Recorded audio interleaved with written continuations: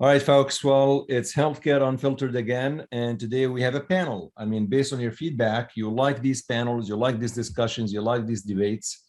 And as long as they're friendly, civil, and as long at the end, the goal of this is to help listeners and help patients and help families and help the people that our really ultimate stakeholders. We're all rowing in the same direction.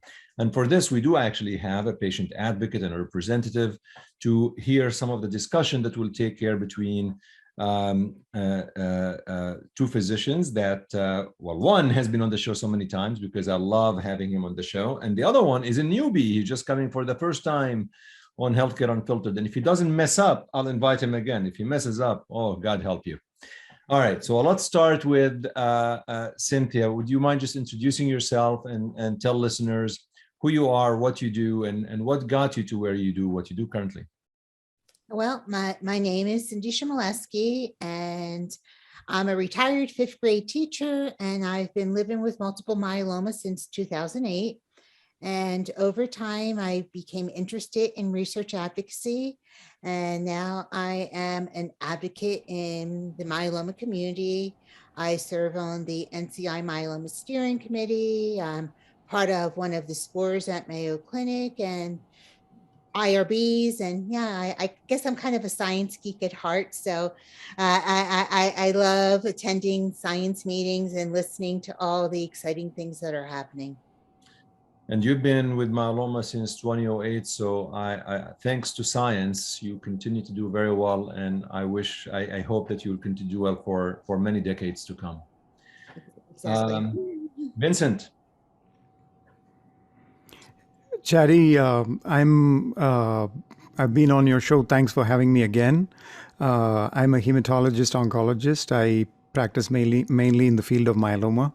I do all three: clinical practice, research, as well as educational, stuff, the three shields that we talk about. And in the research area, I have worked a lot on clinical trials, phase 1, 2, and 3. So I'm happy to answer any questions. And of course, it's a complicated area, and it's not very easy to address in social media, as you've commented many times. So this is a good forum.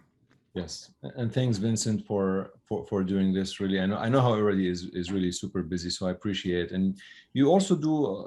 You're a physician scientist. You also have a lab, right? Yes. Yeah. I have been funded by the NIH since '99. Yeah.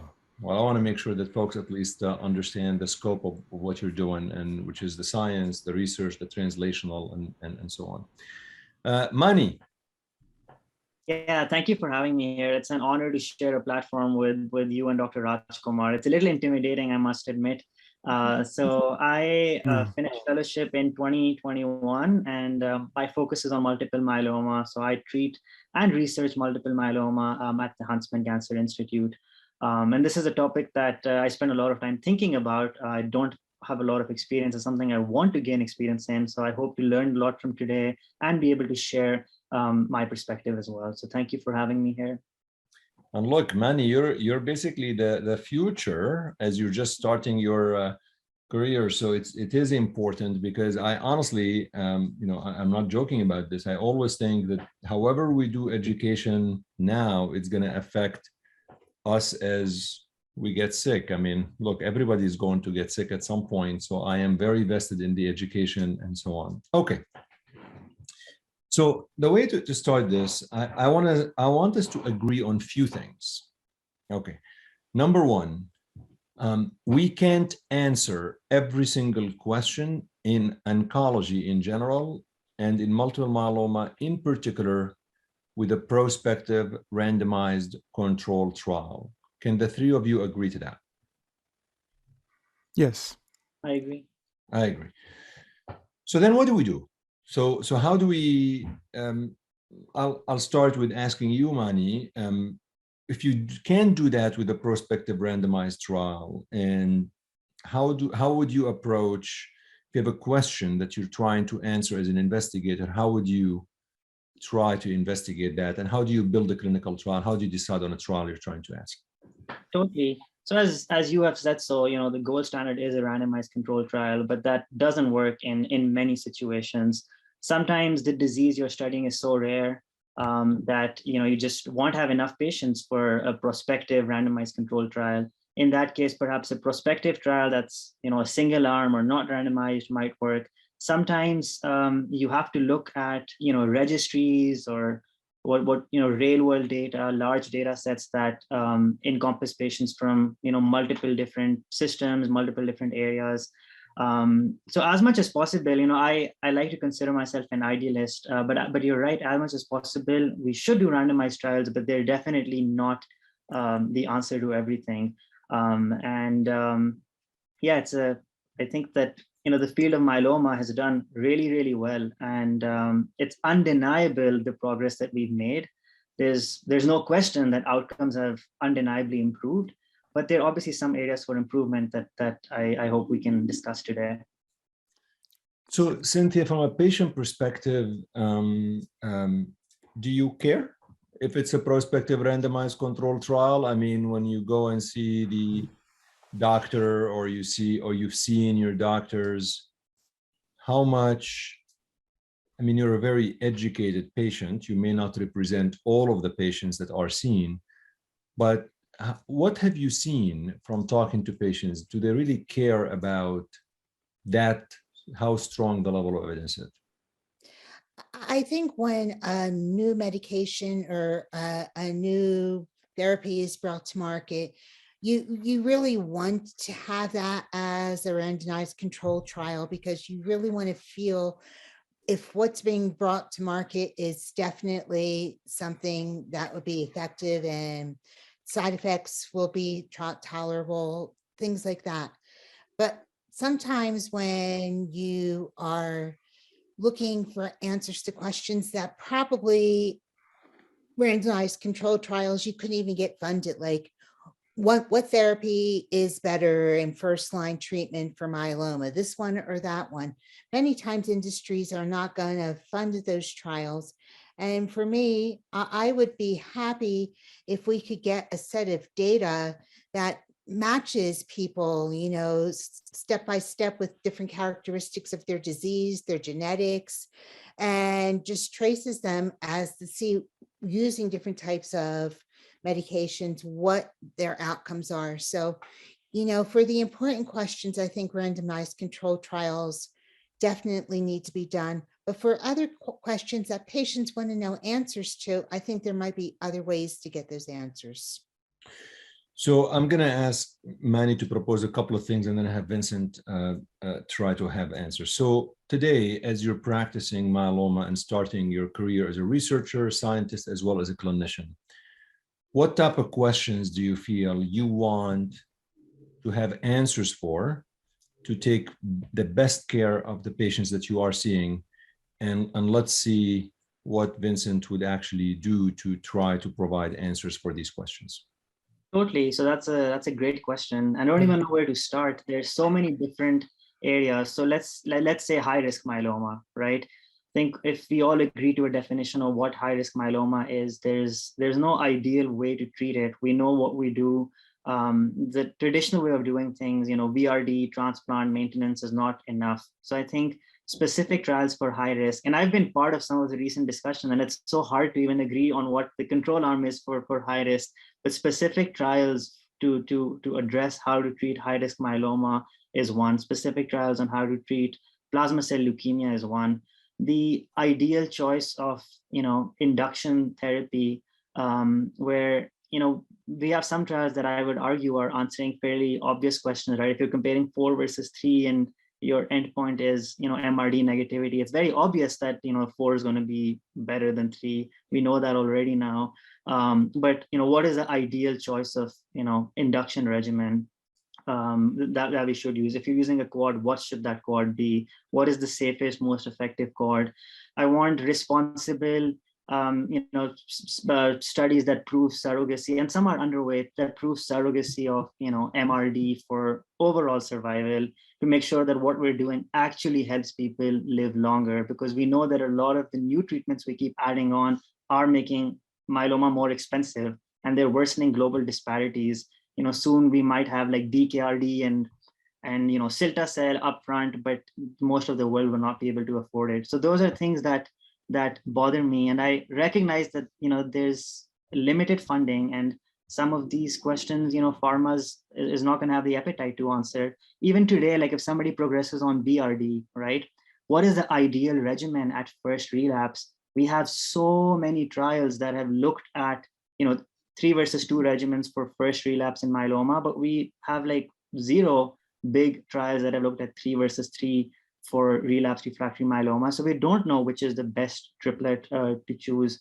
And then how to manage, how to manage the myeloma post-CAR T progression. We're having a wave of multiple single arm trials that are popping up in that.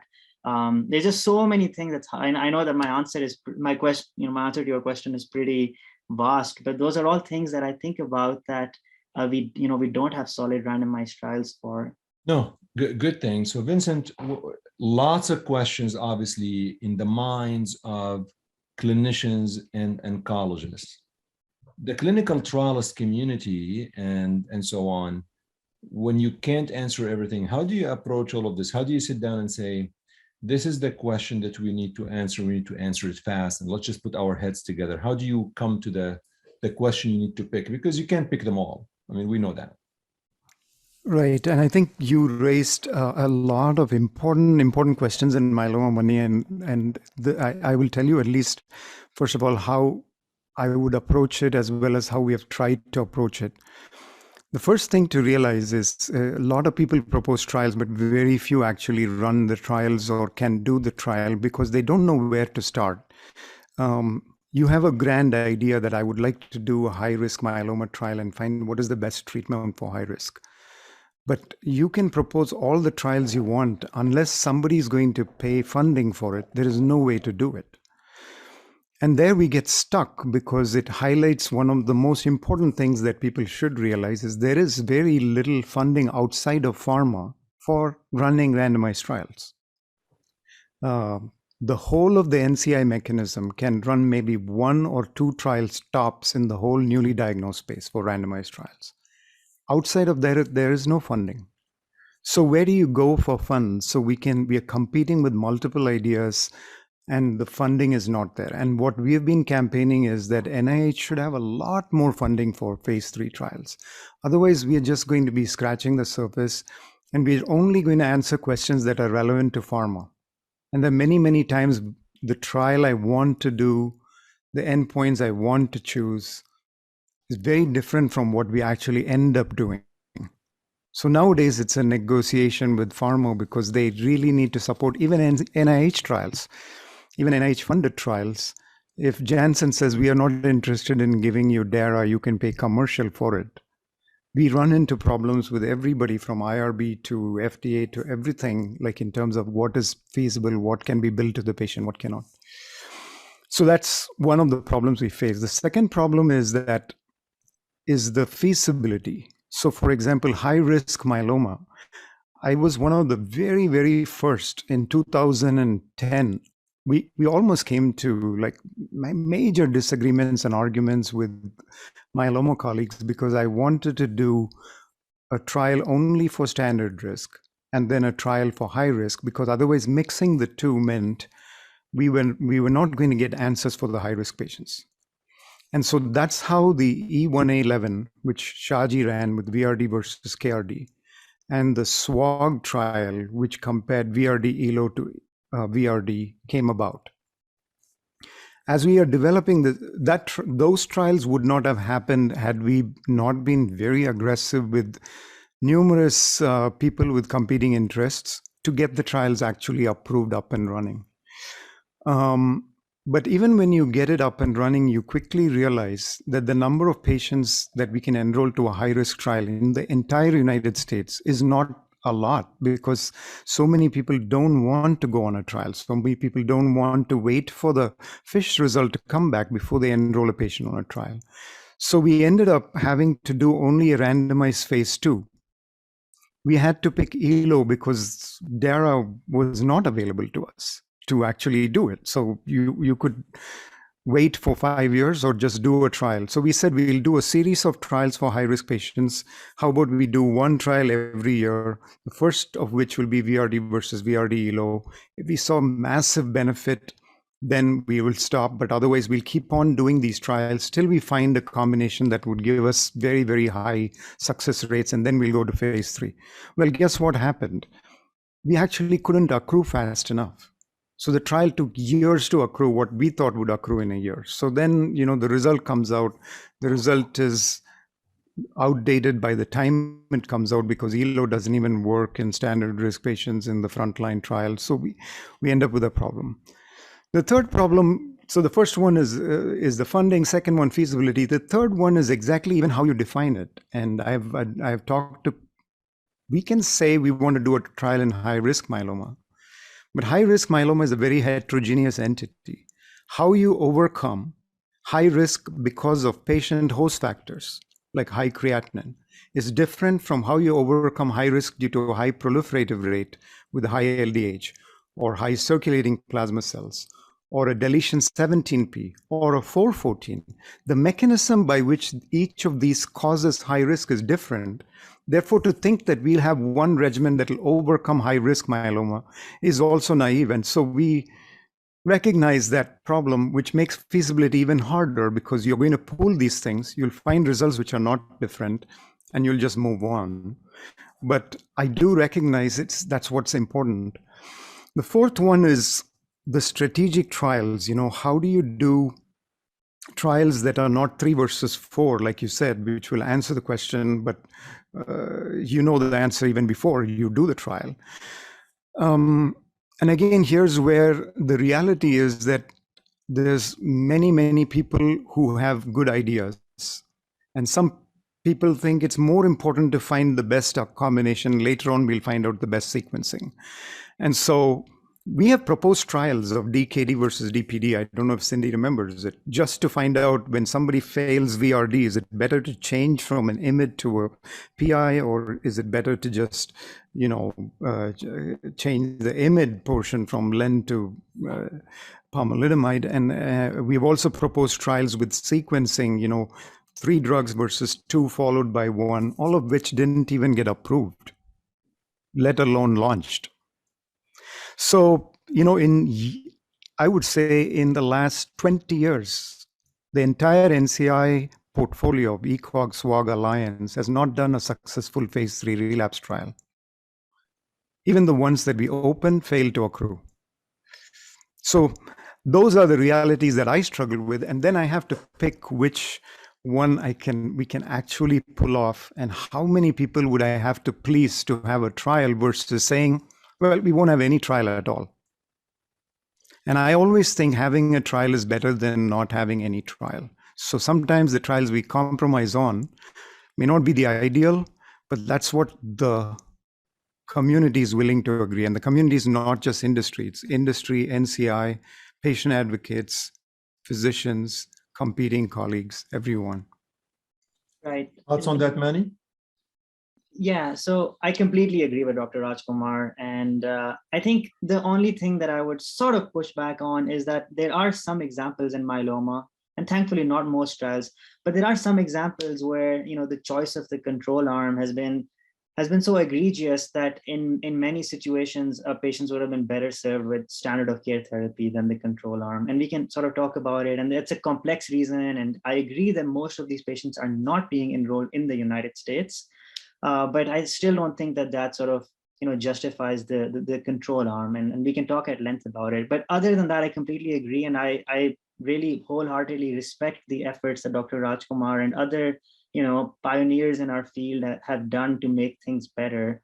And I completely agree that one of the ways to sort of address this is to have more funding for randomized trials. I think that's one of the pushbacks I see on social media, and this has come up with Aaron a couple of times. You mentioned that he's not here to defend himself, but some of the pushbacks that I've seen is that advocating, well, physicians should just refuse to open the trial, kind of like almost,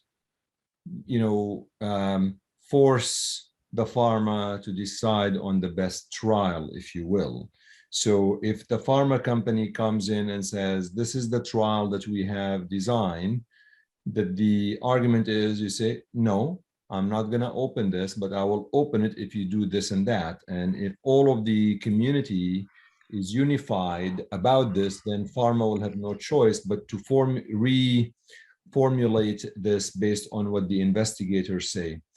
What do you think, Vincent, and what do you think, Cindy, about that? Let me ask Cindy to respond first, but I do have a good explanation Cindy, for what any we thoughts could on do. that? I've seen these tweets on social media saying, Yeah. well, the investigator has a choice. They can just say no.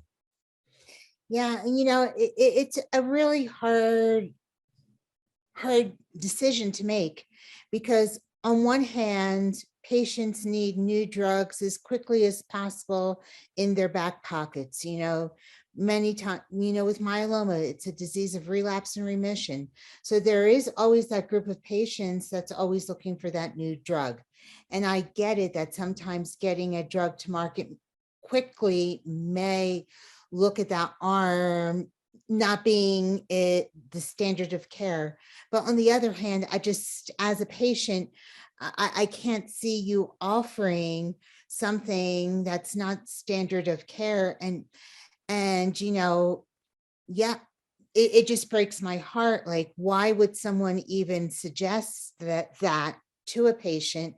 And I'm not as savvy as the doctors are on here. I did listen to your podcast with Dr. Rajkumar just the other day, just to get a little bit better understanding. And maybe in some of these countries where the standard of care may not be that, I just don't know. I mean, like, if you know that our standard of care for upfront therapy is 3 drugs, why give 2 drugs in the control arm? I can't understand that, and I don't know how those trials enroll, or do they enroll, or are they trials that close because they can't enroll? Because so there are 2 issues, and Vincent, maybe you'll comment that. I think that just to structure the issue, one issue is, why can't investigators just simply be stubborn and just push back and say, well, great, that's what you think, we don't agree with you, and let's have unified front.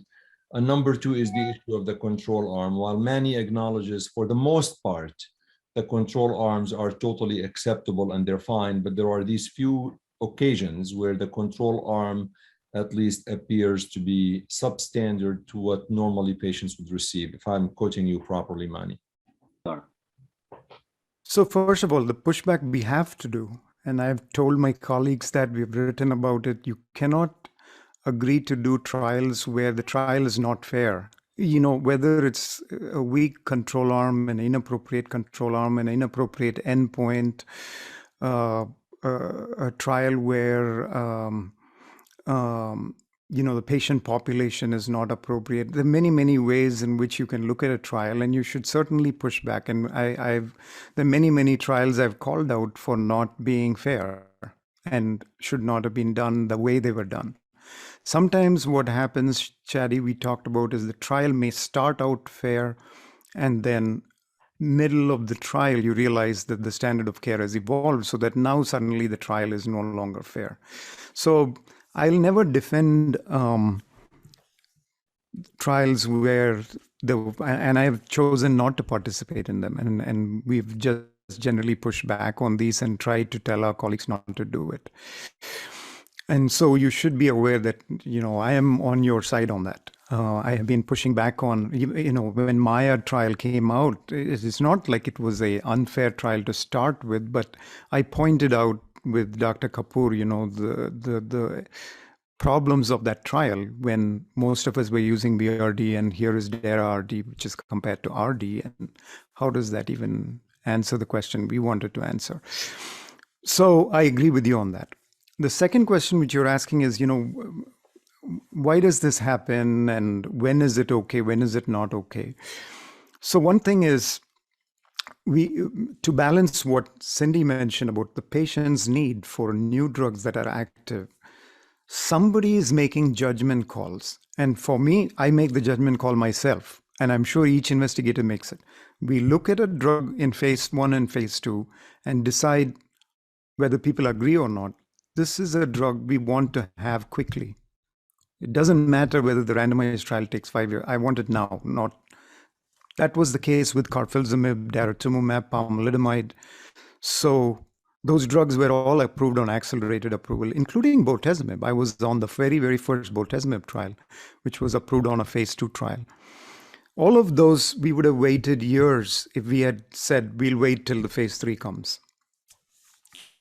So when we decide a drug is absolutely needed, then you have to decide, how quickly can I get the randomized trial completed? Because FDA won't give you an accelerated approval unless you've got them a phase 3 design in front of them and how you're planning to accrue. So we have to put both proposals together with them. We are going with the phase 2. We are looking for accelerated approval. Here is the phase 3 that we'll do, and this is the timeline in which we are going to complete. So in those situations, sometimes what we have picked as control arm on the surface may not look as the best one that you want. Like, for example, with bortezomib, it was dexamethasone. It was just straightforward bortezomib versus dexamethasone. Why? Because when patients at the time had failed melphalan, prednisone, transplant, there was nothing else that was approved and available. So people were either going to get no treatment, hospice care, comfort care, or some steroids. So it was appropriate to randomize bortezomib versus dex. As that trial is being done, of course, thalidomide, lenalidomide are coming along, but you couldn't realistically keep those as control arms. Same thing with carfilzomib and daratumumab. They were all compared to doublets at a time when we could have done, triplet regimens. Even for the first-line relapse, we were doing VCD. We could have easily done that, but we felt it was reasonable to proceed. And in all those cases, I think a lot of lives were saved because we moved in.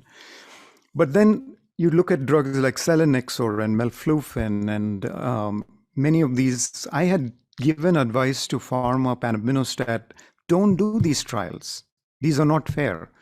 The carfilzomib dex versus bortezomib dex trial. These are not fair trials, and we should call out. And the more we call out and the more unified we are, then the more chances we have of success that these trials don't happen and that they modify the trial design. But always remember who's calling the shots. They are calling the shots, meaning there's 1 million investigators who will do the trial. So 10 of us saying no doesn't really affect them, particularly when the 10 of us are not really accruing patients. The US accrues 5% of patients in any phase 3 trial. So what standing do I have when I say I don't want to participate in a trial? They'll say, fine. Yeah. Right. So that makes it hard too, even as a patient advocate, because we're always advocating for patients to participate in trials. A trial, you should consider trials as a treatment option every step of the way. And then for me as an advocate to say, that's a bad trial, don't participate in it. That's, it's hard for patients to understand what a good trial is, and then to understand something that is a bad trial, and why would they even design that, and why would they even ask us about it? And for me to open my mouth and say something about it may be putting back enrollment in trials 5 years, 10 years again, because people hear one thing and they get scared and they may not want to try something again. So those are great points. I do want to kind of elaborate on some of the themes that Dr. Rajkumar discussed. So, in the US, we do have an accelerated approval system, right? So patients in the US, they will get access to drugs after a successful phase 1 trial, right?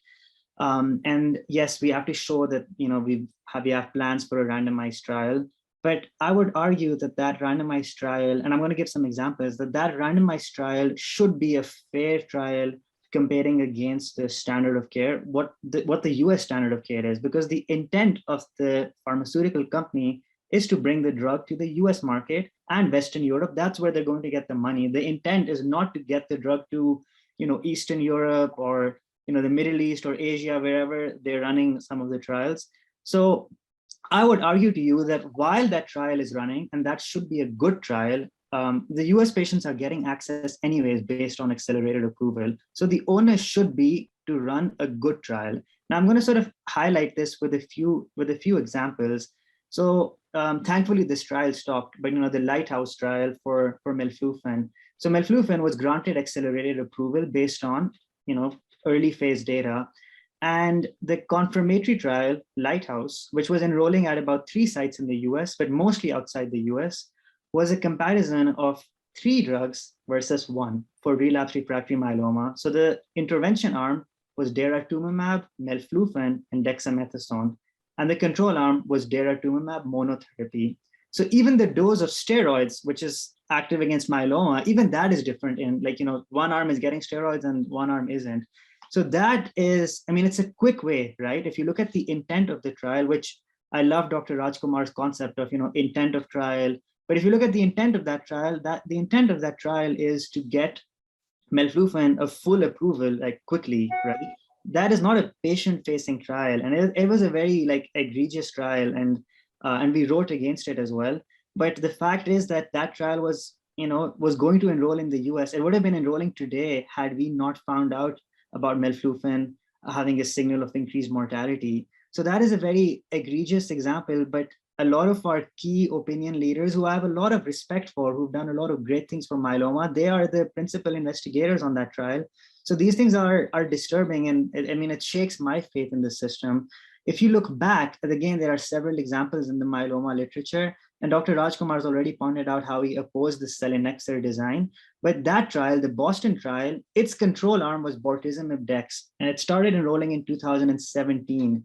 We knew from 2015 in a randomized trial that not let alone a triplet, even a doublet of carfilzomib dex was superior to bortezomib dex for the endpoint that the Boston study was for. So that is a pretty sad example. If you look at the keynote studies for pembrolizumab, and again, there's some caveats about not intended versus ineligible for transplant. But if you look at the keynote studies where they were trying to bring pembrolizumab in the front line, that was pembro-lendex versus lendex, and this enrolled in the US for newly diagnosed patients. And again, everybody was using Velcade Revlimid dex. Whether or not we had randomized data at that point, that's a separate debate, but the de facto standard of care in the US was Velcade Revlimid dex. And then the last example is, if you look at the Cassiopeia study, now this did not enroll in the US, all right? We knew from 2011, when it comes to progression-free survival, that Revlimid maintenance is better than placebo. I agree that for overall survival, it took a longer period of time. Now in 2015, Janssen comes up with a study for newly diagnosed myeloma, which mainly enrolls in Europe, where after induction therapy and transplant, patients are randomized to either observation or daratumumab. And the endpoint is PFS. If the endpoint was OS, you could argue, yes, we didn't know in 2015 that, what the OS Revlimid effect is. But we knew 4 years ago that if you're looking at PFS, PFS is better with Revlimid. And this trial, right, it was the second part of this trial. So the first patients being randomized on this second randomization would not even have happened until 2016, 2017. The bulk of these patients were put on observation in 2017, 2018. I don't want to assume when it ended, but I'm pretty sure it went straight into 2019 as well. And we had patients that were being observed when we knew that Revlimid maintenance prolongs life by 2.5 years. So these are all egregious examples. And I agree that so much effort has already gone in, and it takes years from a concept to getting a trial started. And Dr. Rajkumar knows this better than I do. But whatever the reasons are, the system has, in some examples, failed our patients, right? Like if your mom was in Europe or in Asia and she was put on observation when you knew Revlimid was better and you knew that she was probably going to live on average 2.5 years less, like that would have hurt you. And who cares, by the time the trial results came out, who cares if daratumumab is better than observation after transplant as maintenance? So these are all examples, and there's some more as well. And I don't deny that the current system has worked really, really well. People with myeloma are living longer and longer, and it's a great system, all right? But this system, and if we keep following with this current system, we're going to get more options because we're making it very easy for drugs to get approved, right? Because you set the bar low, your confirmatory trial is against a weak arm. So you're going to get more and more options, but I don't know if getting more options is necessarily going to like get us closer to the cure, right? For the cure, you need strategic trials, and there are a few good ones being designed as well. But you need to sort of know how to use the options you already have. And maybe with the options we already have, we can cure myeloma now, right? In more patients, if we do it wisely. There's some really good trials looking at that. But I don't think that getting more and more options is necessarily always a good thing, especially if like some of our patients are hurt on those control arms. So those are the things that I struggle with. And I really appreciate Dr. Rajkumar's insight, and I respect him deeply for all he's done. No. Thank you. And, you know, I'll have Cindy also reply. I just want to point out a couple of things. One is that some of the trials you mentioned are not defensible, and I don't like them. And I have generally told these people when they've designed it that this is not a good trial, don't do it. And I have not participated in these. And we should continue to do that. And it's good that you are highlighting these, because the more you highlight, other investigators will take notice. And as your stature grows, you would have influence in making them think twice about being PIs on these kind of trials. And I applaud you for continuing to raise awareness. There are not enough people who think about these things. And the fact that you're thinking about it is great. And you should continue to do that and highlight these examples. Sometimes what happens, I'm not defending the trial. I don't think Cassiopeia was a fair trial, particularly, and I have pointed this out, the maintenance therapy was not right. What happens is that there's a finite amount of money, and drug companies, not particularly with Cassiopeia, with some of the other trials, they cannot do two separate trials, one for the US market and one for Europe. So because the regulators in Europe are more strict, they try to plan around that. And that also means that what we think of as okay for a control arm in the US is not yet, what we think is not okay for a control arm in the US is perfectly okay in Europe, because they haven't approved. So for example, even in Cassiopeia, and I've asked Philippe Moreau this, who wrote the paper on the Lancet article on the intent of the trial with me, they did not have lenalidomide approved. So for maintenance, without approval in Europe, you cannot actually get lenalidomide. Even if you think it prolongs life by 2 years, a drug is not considered effective until the regulators say they are. And if the regulators are not convinced, for whatever reason, the drug is simply not available to the vast, vast majority of myeloma patients in Europe who may benefit from len maintenance that we all think would benefit, but they don't have any access to it. They absolutely don't. So then a company like Janssen would say, the control arm right now is standard of care is no treatment, because that's what is reimbursed. You want to give lenalidomide, it's not reimbursed, so they cannot give it. In many countries, they have a finite budget for lenalidomide. That Poland, for example, that they told me that they have to decide, should we use this for maintenance or should we keep it for relapse? And they cannot give it even if it was approved. So they choose that window to say, let me just do DARA single arm, DARA versus no maintenance at this point, because the window is there for us to get it. And they are also hoping that they'll see a survival benefit and they'll convince the regulators in 4 or 5 years. And that's how they do these trials. But you have to understand that sometimes what we think is proven beyond a reasonable doubt is not yet proven in Europe by the regulators. And so they're still using melphalan-based regimens. When Alcyone was done, I was asking Dr. Mateos, how can you possibly do a VMP trial at this point? And they were like, VMP is the standard of care. VRD we cannot give. It won't be reimbursed. And VCD we cannot give. I mean, they have a limit on what is actually approved, and that whole package is the only one that will be reimbursed. So they struggle with those limitations, but it's not to say that someone's not taking advantage of those situations. So both are there. The final point is that, is it possible to still do the trial? Like, could they have done DARA versus LEN or DARA-LEN versus LEN? Yes. but they would have had to pay for the lenalidomide. And that means they would have had to pay $100,000 per year to Celgene per patient to get the lenalidomide, which I have done because I was PI of one of the ixazomib trials, or both, that we had to buy the lenalidomide. That's a lot of money per patient per thing, because if BMS or Celgene says we are not supporting this trial, then what do you do? Why would they support a trial which is trying to take away the market from them? Totally. I would argue that Janssen had the money to do it, no matter, because they make $7 billion a year from daratumumab alone nowadays. Keep highlighting. I think it's important to keep highlighting, because then they would think maybe we should spend the money, like Takeda did. So and I really appreciate you saying that, Dr. Rajkumar. And I do think there's hope, right? And maybe I'm being presumptuous, but I'll give you an example. So we found out that the Sartorial Farm was going to do a randomized trial in which they were going to compare selinexor Pomdex versus Pomdex. All right.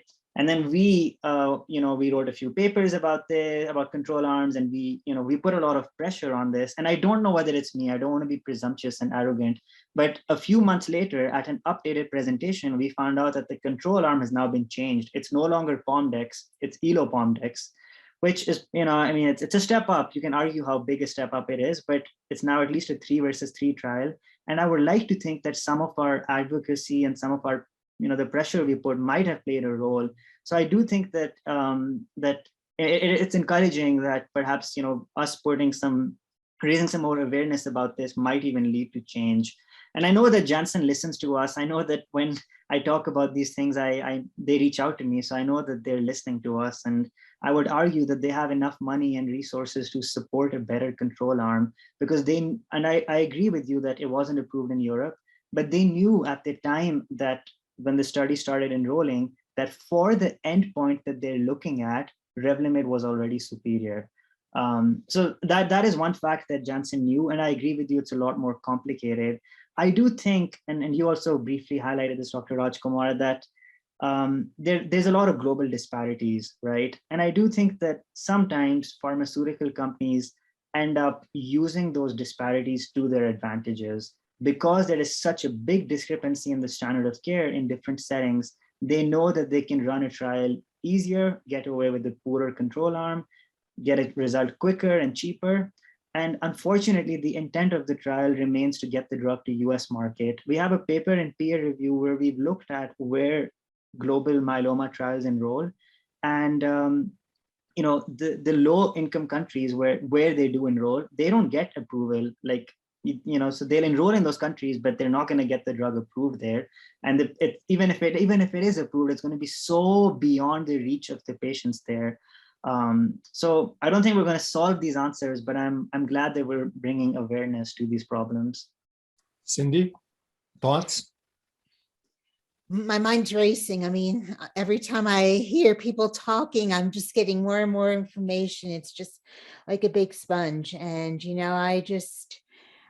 I agree that I think pharmaceutical companies are willing to listen to us, but we need to be loud. I mean, more and more I'm seeing over the years, I've been asked my opinion on some of the trial designs.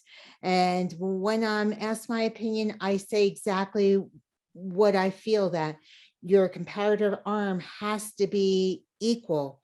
And I've seen some of the companies take that into stride, but I just, the disparities across, I'm having a hard time. There's so much that we're talking about that I'm having a hard time to put it into words. I just remember the first time I went to ASH and I'm hearing like melphalan and thalidomide, and I'm thinking, why are they talking about this? This is 2010. And then I realized that, in Europe, the access to the drugs aren't the same as here. And that was just a big eye opener to me. And I just think we as advocates and as doctors and even as pharmaceutical companies need to fight for the people who aren't there to fight for themselves, and to make sure. I think though, look, I mean, at the end of the day though, pharmaceutical companies don't I mean, they are funding the trial, and their fiduciary responsibilities, I hate to say it, is not social justice.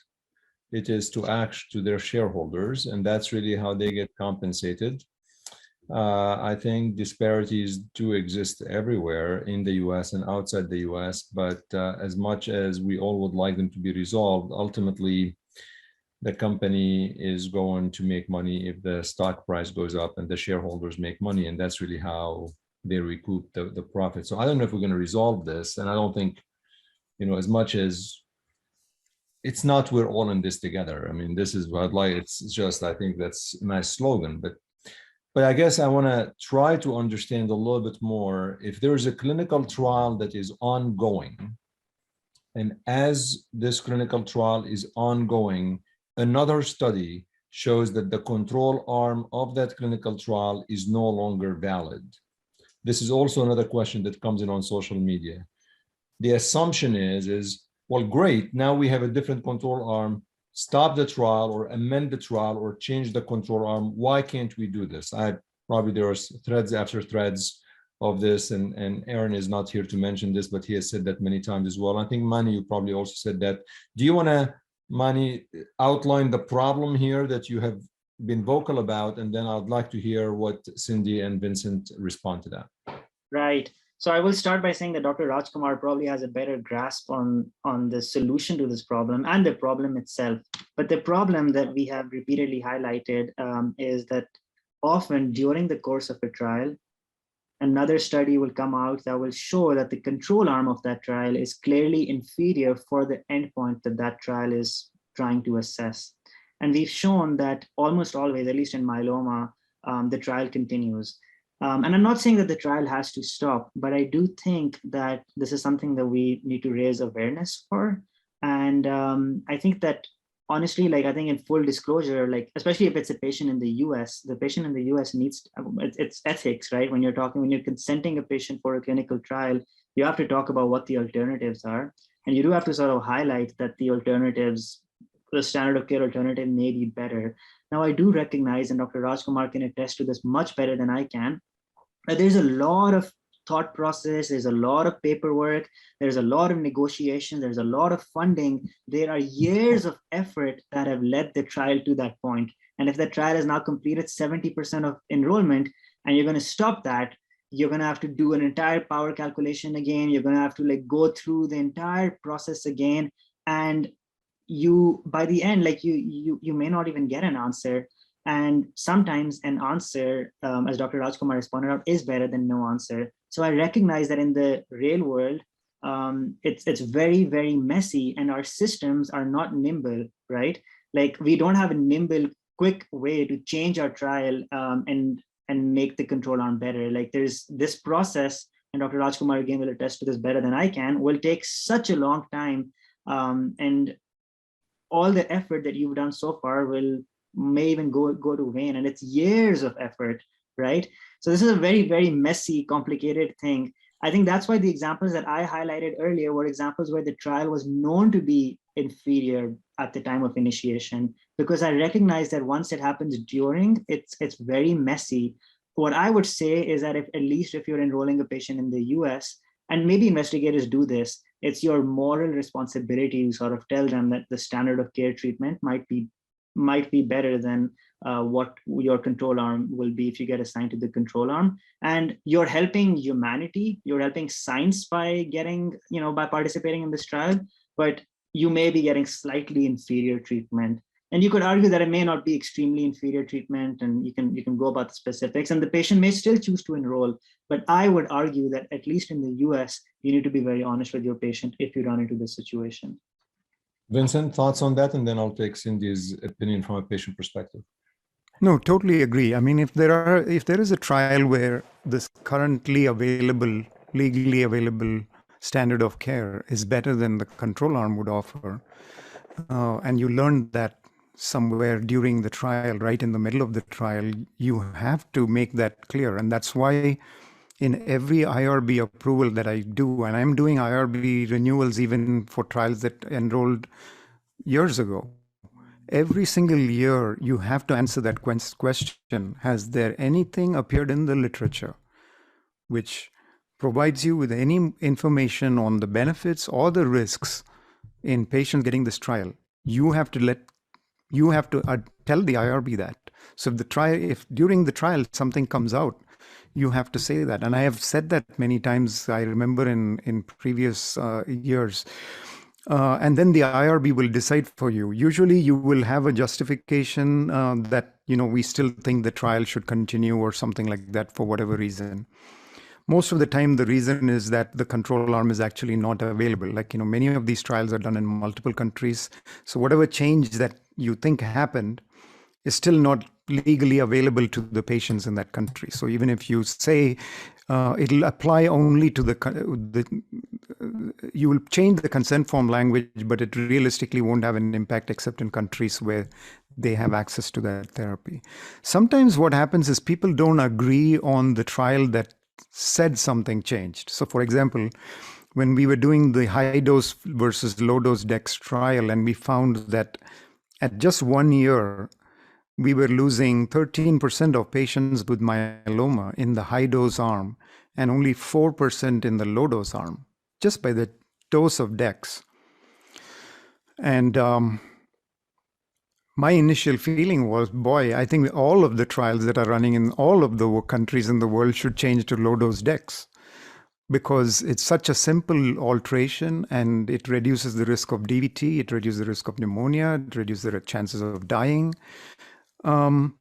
But for many, many years, investigators were genuinely not convinced about the trial. So what they say is, well, I don't believe you. Your trial, it must be only the people over the age of 65 who died more. It must be something about the way ECOG did the trial. Maybe you guys didn't do the prophylaxis correctly. Something that it's not any ulterior motive that they have this trial running or something like that. They themselves may not even have any trial that's there, but for many, many years, they were not convinced that that trial result actually applied outside of the trial in which it was done, the RD versus RD. So that's the second reason why change doesn't happen. Not just that it's too difficult, but it's actually not convincing to some other people who think that they are equally good experts and they can make the same judgment calls. But on principle, I agree with you that when a material change happens that affects the trial you're doing, you have to disclose to the patient, even if it means that saying that, hey, we think that you may even have better treat outcome outside of the trial, so you may wish to discontinue the trial, and we have to consent all the patients and re-consent all the patients. Cindy? I kind of agree with the fact that if something changes while the trial is on, I wish you could change it. I don't understand the finance behind it and the statistics behind it, all that I don't understand. As a patient, I would say, just put the new standard of care in. But I guess it's not that easy, maybe there's a new way we could start designing trials. I don't know.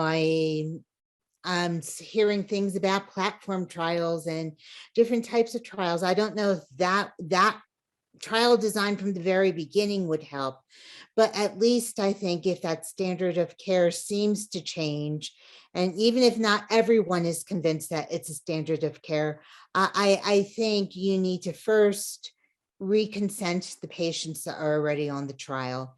Let them know that this is a possibility and have a talking with them, and then let those patients make that decision, like, should I or should I not stay on the trial? They may be having a very good response and they may be very happy to stay on that trial, but they do need to know that this is no longer the standard of care. And I think for the people you're enrolling, you have to tell those people. And,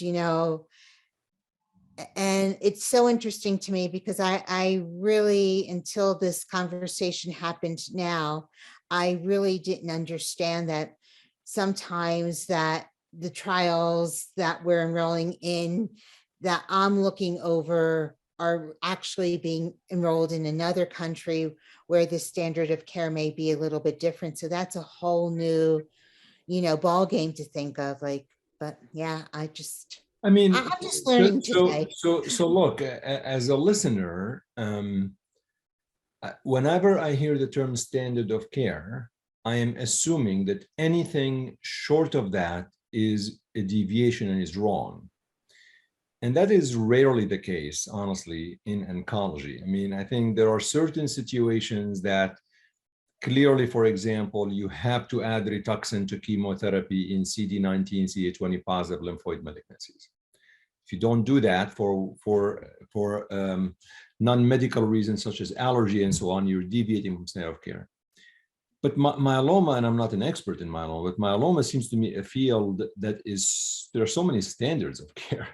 As an observer, it is very difficult for me to, like the only thing I would say that would be wrong, right? Wrong in frontline therapy is to treat somebody with single agent.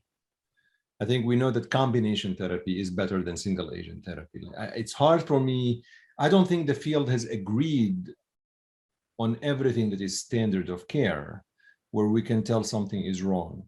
The other thing that Manni mentioned, which I think is really interesting, is sometimes even though that there's a new standard of care that came in a trial, theoretically, it may not necessarily that much better than the control arm. It's a new standard, but it may not be that much better. And the patient might still choose to stay on the control arm for other reasons, right? Maybe the cost. If you go off the trial, you're going to have to pay more out-of-pocket costs. There are other reasons why a patient might choose. And I think that's a nuance, but it's so important, Manni, that you brought up. But it seems to me that everybody is agreeable that at least you need to have that frank discussion with the patient and say, look, this trial enrolling in Japan just came out. We believe that this changes the standard of care, but let's talk about how this applies to you. Totally. Yeah. So, yeah. One thing, Cherry, that I want. Go ahead. To me, and once again, I'm not a doctor and I'm not quite sure if I'm going to word this correctly, but the standard of care maybe for one patient may be different from another depending on their disease type, how aggressive it is, how frail they are. So, you know, sometimes that standard of care is just a general term for an entire population, but I would like to know what that standard of care for me is. And I think that's a whole other conversation. You know, is maintenance therapy a standard of care for me? You know, that's a nuance, right? And exactly what you're saying. I mean, standard of care change for a population, but to you, that still remains the better therapy. And your doctor knows maybe the standard of care now applies a new agent that your doctor doesn't think you could tolerate because of side effects. So it doesn't really apply to you. But that conversation is important. Vincent, you're going to say something. Well, two things I was going to say. So it's easier to look at the concrete example. Like, for example, with the Maya trial, when they did Dara-Lendex versus Lendex, it is true. Even now, VRD is not approved. If you use approval as a benchmark, then VRD is still not standard of care in the US. But we were already using VRD as the standard of care based on phase 1, phase 2 trials, and then subsequently the phase 3 SWOG trial. Let's say that standard of care changed in the middle. It still affects how the trial is interpreted, even if the trial proceeds. Once the trial results come out, it doesn't immediately mean that Dara-RD is now the standard of care, neither because it showed survival benefit or PFS benefit, nor because somehow it got FDA approval. The fact is, it is one other option to newly diagnosed myeloma to VRD. And that's because by the time the trial was completed, most of us were using a triplet, and ideally we need to know which of these two triplets is better. Since the cost is different, the duration of therapy is different, the side effect profile is different, it's hard to conclude. So people have to keep in mind that that the standard of care changing in the middle of the trial even if it doesn't affect whether you do the trial on, finish it or not, it'll still affect the interpretation. And the interpretation has to be based on what physicians think, not based on what is approved. So for example, what is approved might be bortezomib twice a week, but clinicians think once a week is the standard of care because that gives you less neuropathy. So if you keep doing trials against twice a week bortezomib, then you might be okay from a regulatory standpoint, but that's not what physicians are doing in practice, since we have other data by which we have concluded that a different approach is better. So it really should satisfy your own conscience as a clinician when you're presenting the trial to a patient, or whether you're presenting standard of care treatment to a patient, to tell them this is what I think is in your best interest. And whether those regimens are approved or not, and that's a separate issue altogether. The second point I want to make is, a lot of times in all these complicating situations, we are all making judgment calls. And that's why you might find my answers not very congruent, because there are drugs, whenever a new drug comes, I am already making a judgment call ahead of time based on whatever little data that we have on phase 1 and 2. Is this a drug that I would like to have in my armamentarium for myeloma? So all of the bispecifics, all of the CAR T products, the cilta-cel, ide-cel, the 4, 5, 6 bispecifics that have shown activity, I feel like all of them need to be approved as quickly as possible, because having them for our patients is more important than waiting for a phase 3 for all of those trials. So I would be pushing for accelerated approval and a good phase 3 for each of those. On the other hand, for drugs like melflufen, selinexor, panabinostat, vorinostat, etc., I had always said, like, these are drugs where I'm not really convinced it works, it's serving an important unmet need, or that it's something that we have to have at the end of a phase 2. So I'd rather wait for phase 3. So that judgment call I'm making, so it'll look like I'm not very consistent, because for some drugs I'm okay with, yeah, let's just go for quick approval. And for other drugs, I'm not. And what we are doing privately is each of us is assessing the risk of a type 1 error and a type 2 error and a risk-benefit judgment call, and we're making it. Where what happens, Manni, is that there are some physicians who are on one end, like for really, really good drugs, I'm willing to waver from my principle of the phase 3 randomized trial is the gospel. And then there are some other people who are actually sincerely believing selinexor is a great drug. We should have it available. And where they stand on that spectrum is where you might find people supporting trials that are not optimal, or supporting accelerated approval for drugs that you and I think are not good enough. And when you recognize that, it's easier. But then it shouldn't take away from the fact that you try to convince your peers that, hey, please don't do this. This is not good. This is not a type of drug that we would want to relax our rules.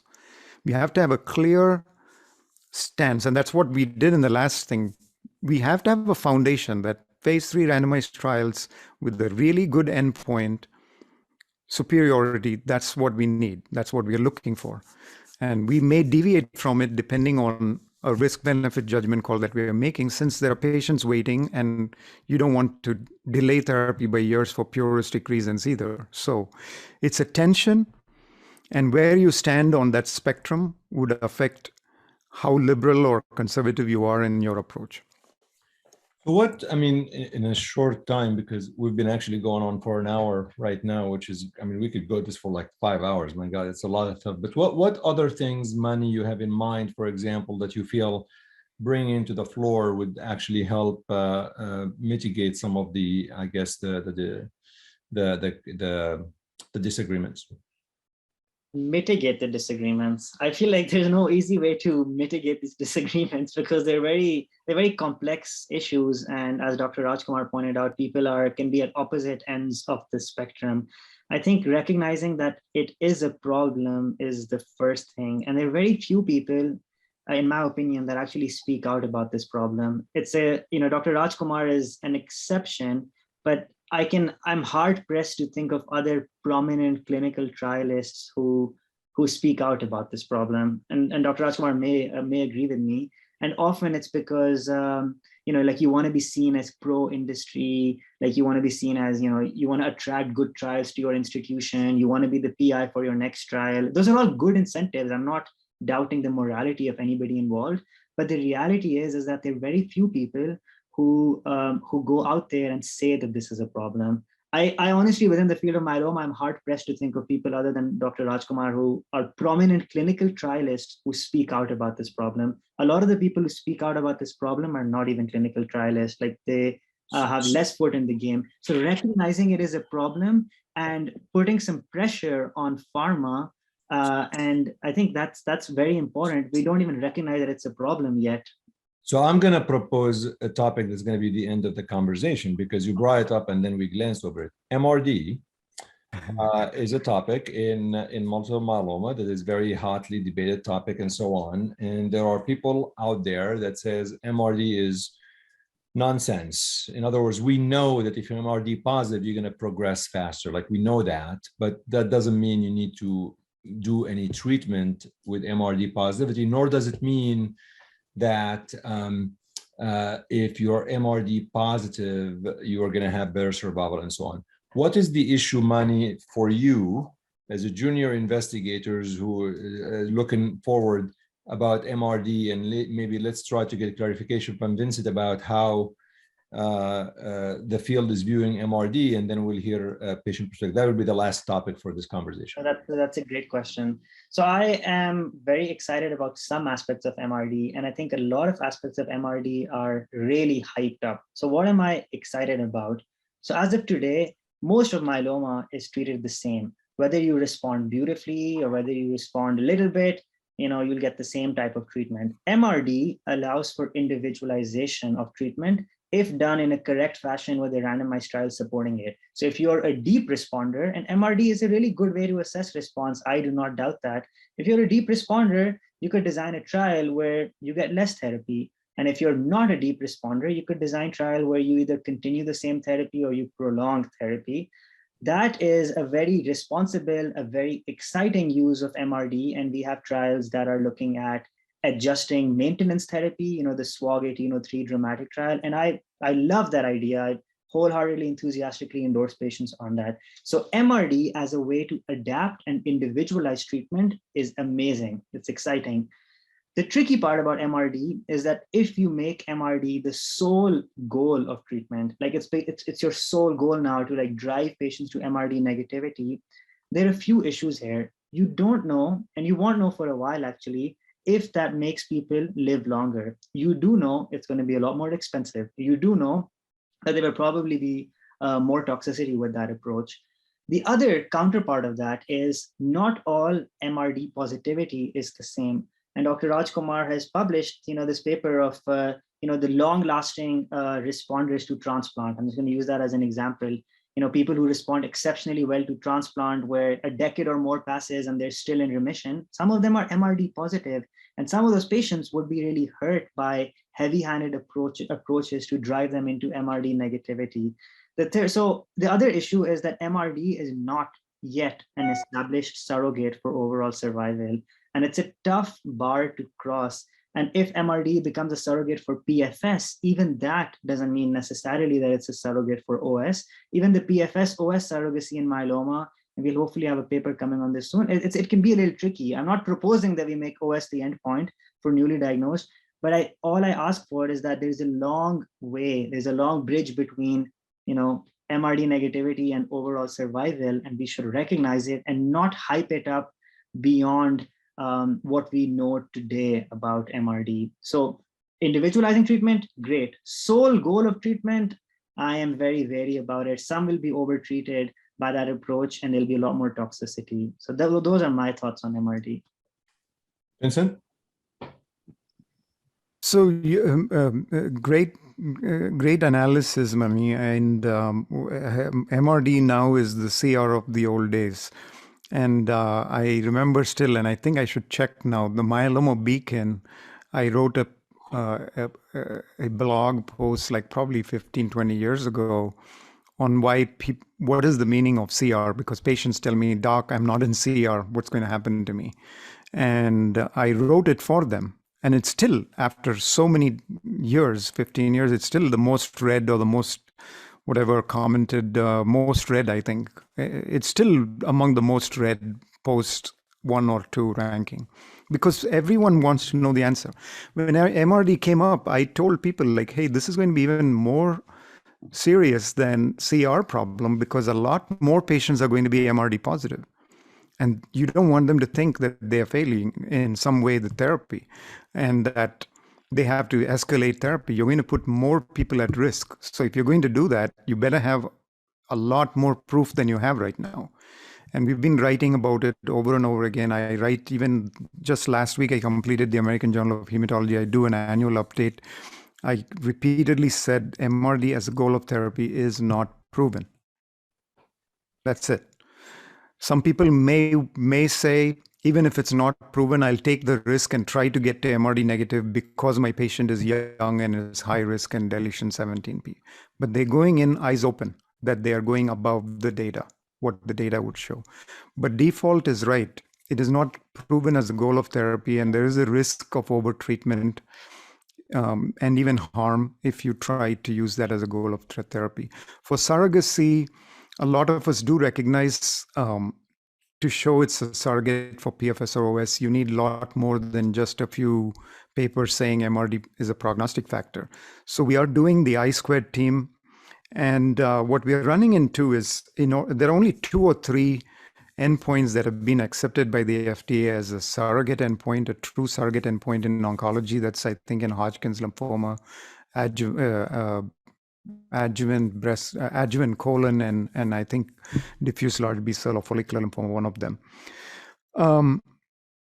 The problem is you need 10 randomized controlled trials where the delta in the MRD and the delta in the survival correlate. And we don't have data on that. After so many years, we don't have enough trials with the overall survival endpoint to actually do that. So I don't know. I don't think the FDA is going to accept what we currently have. They're evaluating. We have PFS data, but not OS. So you're right.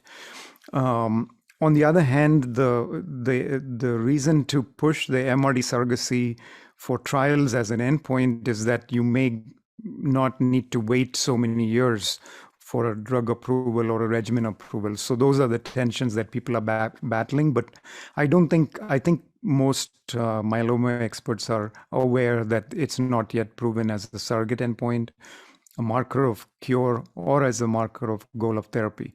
It is a good prognostic marker. The other point you make, I will tell you, I thank you very much for your high regard for me and your nice, kind words, Manni, and I'm sure that you are doing exactly the same. But you said something, skin in the game. What you want is people with skin in the game to speak up. And that's the hard thing, because they have skin in the game. And so they have a lot to lose. I will tell you that a lot of the colleagues who don't seem to be vocal on this issue are vocal in private. I have been at these meetings, and Cindy has been, where we absolutely tell the drug company, do not do this stuff. And there are changes made, but they may not vocally say it outside for whatever reason on social media or anything else, but they are vocal.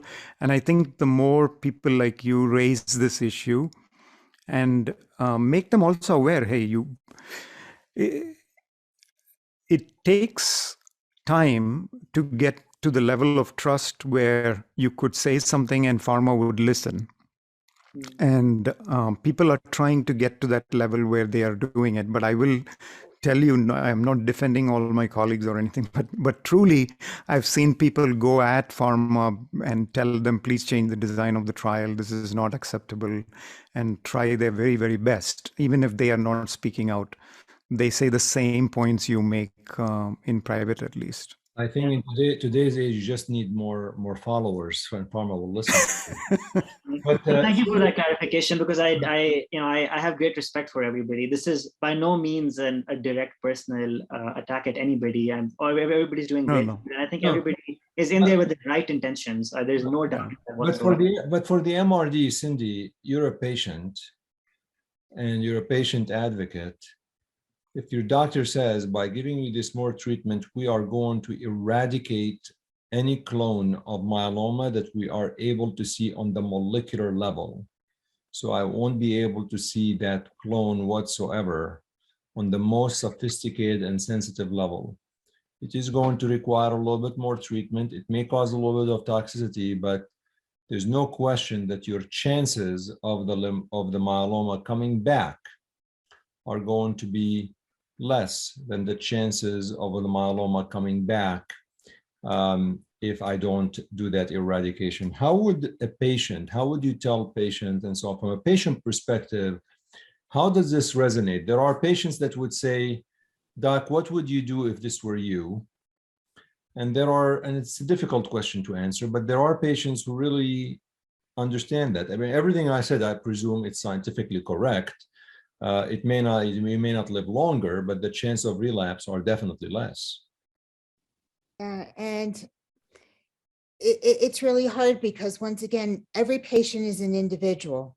And I don't think any doctor could say that to any patient with that degree of certainty, because they don't know that person and that patient. I think they need to talk about, just like the doctors have said here, what do we know about MRD? We know that it's prognostic, but we don't know if you're not in MRD negativity, that you're not going to live longer. And this is a point that's really near and dear to my heart. I've been living for 13 years with multiple myeloma. I've never been in a complete remission. I've never been MRD negative. I've always had a measurable M spike. And in the very beginning, when I was hearing, first it was about you had to be in a complete remission to live long. And I wasn't. And I was begging my doctors, like, give me more therapy, please. I want to get in the complete remission. I was feeling like a failure because I wasn't there. And I thought I wasn't going to be around much longer. And my doctors, thankfully, I had specialists who understood that my disease was just going along, it was being stable. And they had to explain to me that this MRD is just, in general, this is what people are saying. It's not specific to you.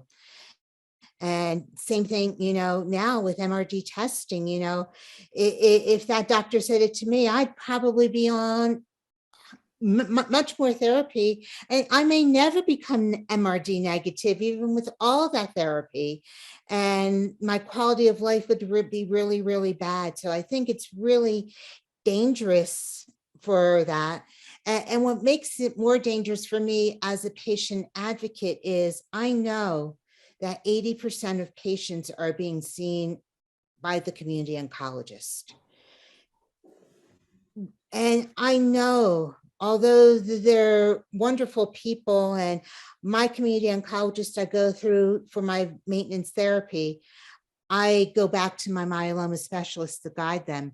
But these community oncologists, if they think about that, you need to be MRD negative to live longer, and they don't know the nuances of it, they may be over-treating their patients too. So, I think it's a wonderful measure. I love the idea, of the master trial and some of the other trials where MRD negativity can guide whether or not you can come off of maintenance therapy, or guide whether or not we might be able to add a little bit more to your treatment because you're not responding enough. But I think we need to learn a lot more about MRD. Wow. And just one other thing too, patients don't understand, and it's the same thing, because I know lots of patients who are MRD negative, and the minute they become MRD positive, and it might be only 3 cells in a million, they want treatment because because their disease is growing back. I mean, we're still waiting. I guess the standard is you don't start treating a patient until their M spike raises by 0.5. Is that still the standard, doctors? Or I don't know what the definition of relapse is, but with MRD, you could be waiting a whole long time. I mean, but then patients are worrying. So I think we need to know a lot more answers before we use it as a standard for anything. And that's just my 2 cents. Absolutely, thank you. And I would say one of our friends and colleagues, Raphael, if you're listening to this, Raphael's license plate on one of his cars is MRD neg. so Raphael, if you're listening to this when this really thing, this discussion is to you. I want to finish. This has been really great, but I want to give everyone on the panel an opportunity to just whatever you want, whatever on your mind, and we will conclude. I'm very thankful for really. I love this because I think we're all rowing in the same direction. We really want to have the best that we can. I do believe that oftentimes things on social media and Twitter get pretty kind of in your face, and the people behind the tweet are not always the same as the people in real life. I honestly, that's why several times I said Twitter is not the real world. Genuinely, I believe that. I believe that sometimes it's easy to say things 280 characters, but when we talk to each other, we realize we have more agreements than disagreements, to be honest. So with that, each one will have last words. Cindy, we'll start with you.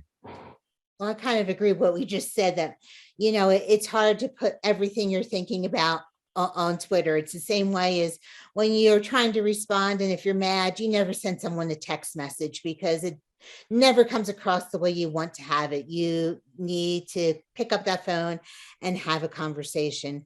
But my message is I want to start thinking about designing trials in new ways. Maybe there is a way of moving that randomized controlled trial to the next level, and maybe we could start thinking about that. Manni? Well, I wanted to thank you, Charlie, for inviting me here. And I learned a lot today from Dr. Rajkumar, from you, from Cindy. Her perspective was so invaluable. I think we all agree that great progress has been made in myeloma. Unprecedented progress. Our patients are living longer. A lot of the treatment options we have are translating to longevity and improved quality of life. But I think we all also do agree that there could be a better way of doing things. We recognize that these problems are very complex, and I am learning more and more each day about how complex they are. But we have to recognize that there are some problems and things can be better. And I hope to see some improvement in my career on that. So thank you again for having me. Vincent, last word. Well, same, Chadi. Thanks so much for having us here. Great to hear the points that Manni brought out. Amazing points. I don't have philosophically any disagreements at all. And I have articulated the same things. And Cindy, of course, I've known for so many years. Thanks again for both of you for your advocacy on Twitter and other social media platforms on behalf of patients. I do promise to do what you just said, Manni, that we have to keep the podcast that I did last week was 2 weeks ago was to explain to people what are the competing problems and why two people can look at the same thing and come to different conclusions. And what we are doing today is raise awareness that even if change is difficult, we have to keep highlighting these and pointing this and encouraging other experts to do the same thing, whether it's on cost of drugs or trial design or inappropriate control arms. If we don't speak up, we won't see change happen. And you do have influence as patient advocates, as experts. You have influence and you should use it. And I'm glad that you are using it. And so I think we are trying to be better and do trials in a better way. And the more support we get from all of our colleagues, it's going to be easier to do this. Industry also is struggling in the sense that there are many industries easy if you just think of it as an organization. But within that industry are people. There's medical affairs, there's clinical development, and they compete and they have differences of opinion. There are people there who, even if they think your idea is great and they fully want to support it and take it up, they may get vetoed. So it's a lot of things, but I think our voice certainly matters and does carry influence. Well, your voice has gotten now much more, Manni. I don't know if you know this, just by simply coming on Healthcare Unfiltered. I mean, you can, you and Cindy separately send me a note so you could get the famous podcast T-shirt. This is hashtag. I'm getting better in marketing, Vincent. You see that? Like, this is all marketing. Well, thank you so much for being on the podcast. Really appreciate it. We're going to do way more of these.